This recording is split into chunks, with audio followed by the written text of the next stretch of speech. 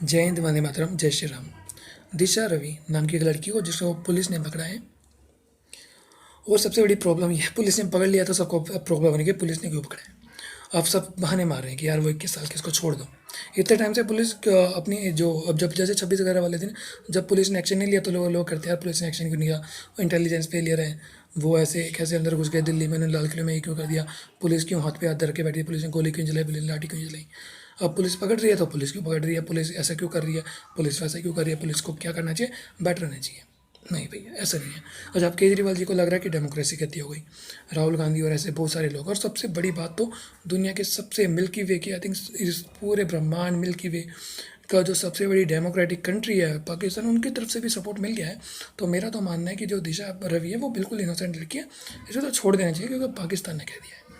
ठीक है। उसके बाद अब सीधी सी बात है, अभी कुछ दिन पहले 14 फरवरी को एक लड़का पकड़ा गया है जम्मू कश्मीर पुलिस के द्वारा, जिसका नाम है सोहेल, जिसके पास 7 किलो आईईडी बरामद हुई है।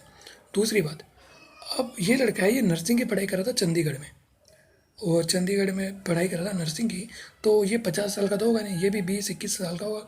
तो मुझे लगता है कि केजरीवाल को जाके जम्मू कश्मीर को पुलिस को समझाना चाहिए कि भैया जो ये लड़का आपने पकड़ा है 21 साल का है, इसको आईईडी गलती से कहीं रास्ते में मिल गई होगी, इसने सोचा कि आगे कहीं बेच दूंगा, तो उसने वैसे ही रख ली।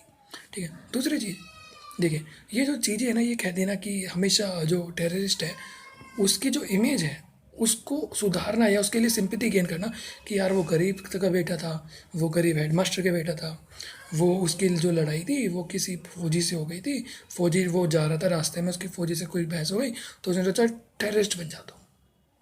कसाब 22 साल का था वो है, और इंडिया में क्या किया उसे पता ही है। तो देखिए, बात ये है कि इनको प्रॉब्लम, ये जो मूवमेंट चल रहा है खालिस्तानी मूवमेंट चल रहा है, और इसमें कोई दो राय नहीं है। अब देखिए, जो पीटर नाम का एक लड़का है मलेशिया में, वो है, उसने ये टूल किट में एडिट किया है, और उसकी तलाश जो इंडियन इंटेलिजेंस एजेंसीज है वो 2005-06 से कर रही है। और यही नहीं, उसने एक बार वेंडलाइज किया था महात्मा गांधी जी के स्टैचू, वो भी अमेरिका में। तो इसकी नफ़रत देख सकते हैं हम कितनी है, इसको महात्मा गांधी जी से भी नफरत है, और उनको फैसिस्ट बोलने वाला तो शायद ही आज तक कोई बंदा होगा। ठीक है। उसके बाद तो सोच सकते हैं आप, जो बंदा महात्मा गांधी जी के स्टैचू को तोड़ रहा है उसकी मानसिकता कितनी गिरी हुई होगी।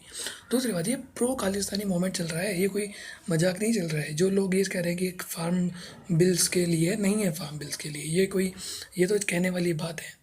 ठीक है। पोइटिक जस्टिस जो फाउंडेशन है, जो कि प्रो खालिस्तानी बंदे हैं लोग फाउंडेशन है, उनके लिए काम करने वाली ऑर्गेनाइजेशन है, छोटी। ग्रेटर थनबर्ग क्या है, कुछ भी। अब देखो, ग्रेटर थनबर्ग है, एक तरफ आप कह रहे हो कि 21 साल है, इसको तो मासूम, वो 21 साल की लड़की को तो क्या पता होता है, छोड़ दो उसको। तो ऐसे तो ग्रेटर थनबर्ग है, वो 15-16 साल की लड़की है, उसकी बातों को तो आप ऐसे बात कर लो तो जैसे कि बहुत बड़ा इंटेलेक्चुअल है।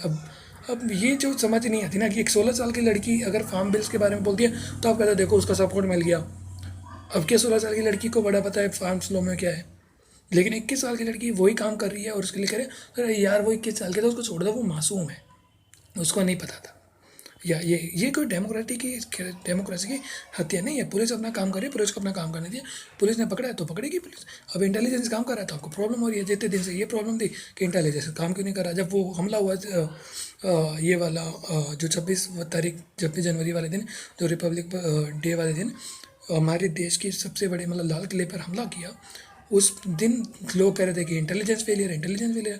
आज इंटेलिजेंस एजेंसी से काम कर रहे हैं तो आपको इस बात की प्रॉब्लम की वो काम क्यों कर रही है। और ये पर्यावरण एक्टिविस्ट निकल के आ गए, जिन्होंने आज तक कभी भी एक भी रैली नहीं निकाली होगी कि पंजाब के फार्मर्स पराली क्यों जलाते हैं, जिसकी वजह से दिल्ली और हरियाणा में कितना प्रदूषण होता है, गुड़गांव में और दिल्ली में उनकी वजह से, लेकिन आज तक इन्होंने एक रैली नहीं निकाली होगी। अब वैसे ही फार्मर्स की बड़ी केयर करते हैं या इन्वायरमेंट की बड़ी केयर करते हैं, लेकिन पराली जलाने की वजह से जो धुआं होता है, जिसकी वजह से प्रदूषण होता है, उस पर ये चुप रहेंगे। इसे कहते हैं दोगलापन। ठीक है।